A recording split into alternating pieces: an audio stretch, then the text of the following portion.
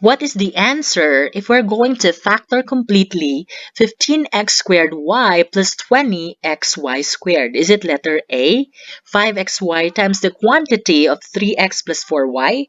Or letter B, 5xy times the quantity of 4x plus 3y? Or letter C, xy times the quantity of 15x plus 20y?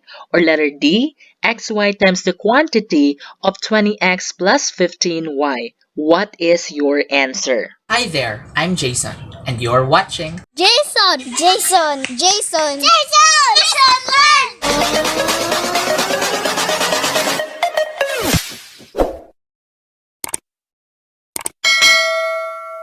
So in order for you to answer this particular question correctly and directly, you must be familiar with the concept of factoring, particularly factoring by common monomial factor. Actually, factoring by common monomial factor is just the inverse or ang kabaliktaran sa special products nga distributive law. So this is the pattern of factoring by common monomial factor, or this is how you factor polynomials by common monomial factor. Okay? Now, for example, we have here AB plus AC. If we're gonna factor this, all you just need to do is to look at each of these terms and then try to find if there is a common factor.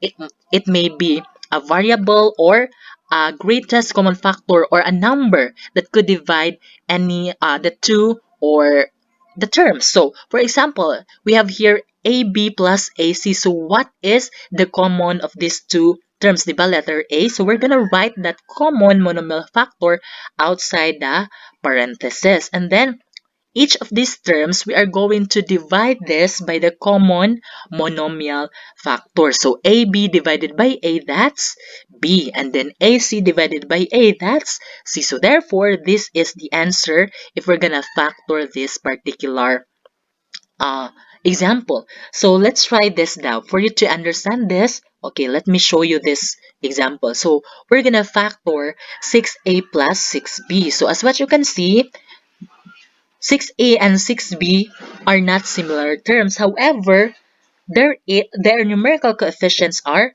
similar. So, wala silang variables ang similar but naay similar sa ilang numerical coefficients. So, it's 6, right?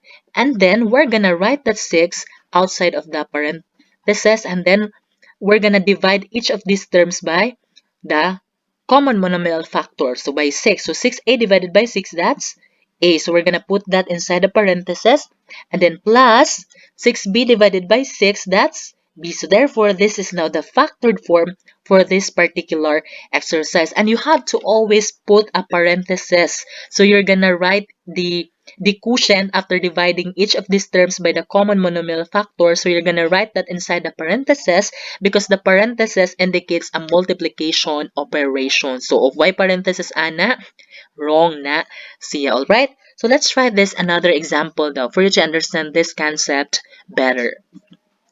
So let's try to factor 7a minus 21b. So if you are going to look at each of the terms, so as what you can see, the variables are different as well as their numerical coefficients. So how are we going to solve this? So in factoring this, all you just need to do is to find their GCF. So if you are going to observe 7 and 21, there is a number that can divide both of these numbers, and that is 7, right? Because 7 can divide 7, and 7 could also divide 21, wherein the answer is a whole number.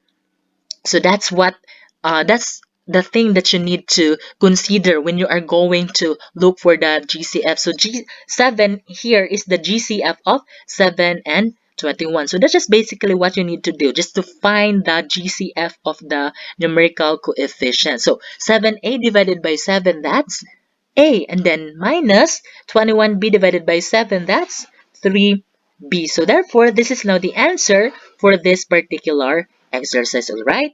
So let's try more examples para mas masabtan pa jud. So for example, we're gonna factor 30mn plus 50no.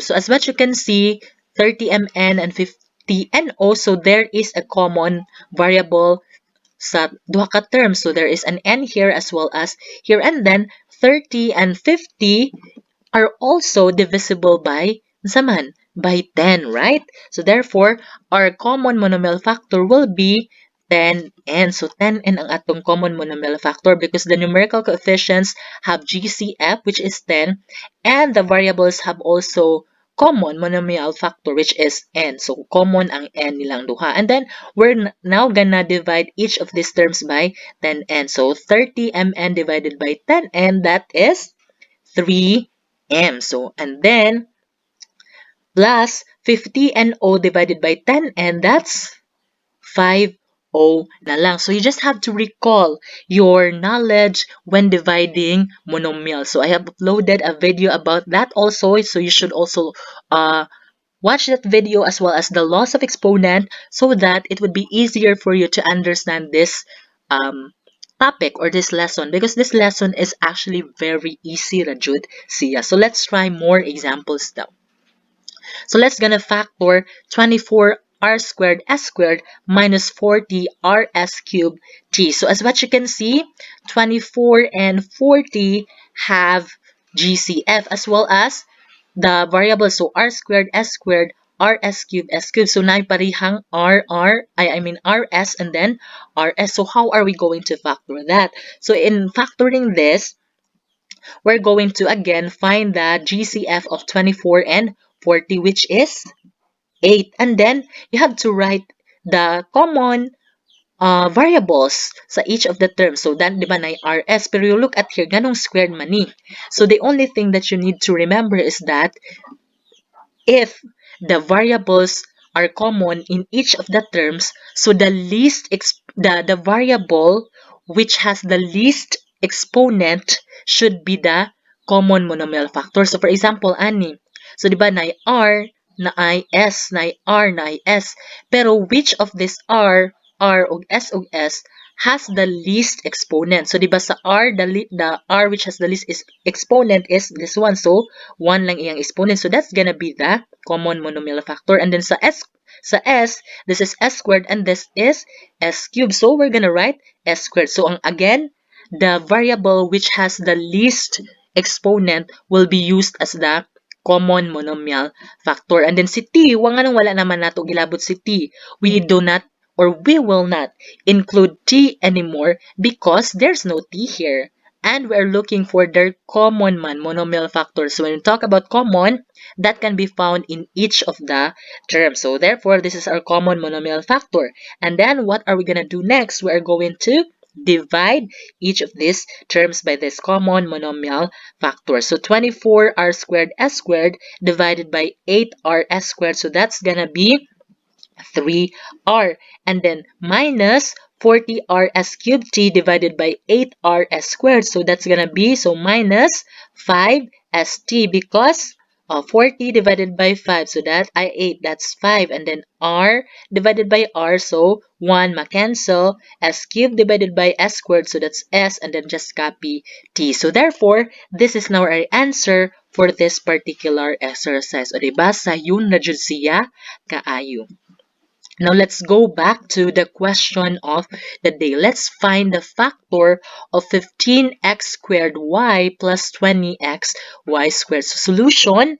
So as what you can see, 15 and 20 have GCF, right? Which is 5. And then common and xy, so both of the terms. So we're gonna write the common monomial factor, which is, so 5.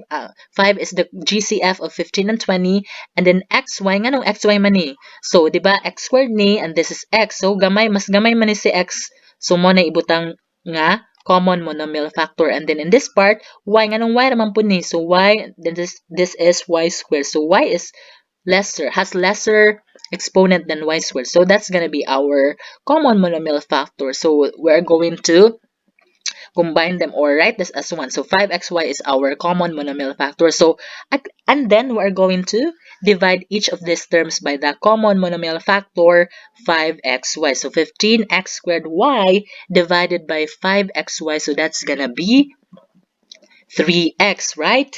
And then 20xy squared divided by 5xy, so plus 4y. So therefore, this is now our answer for this particular question of the day. So therefore, our answer is letter A. Alright?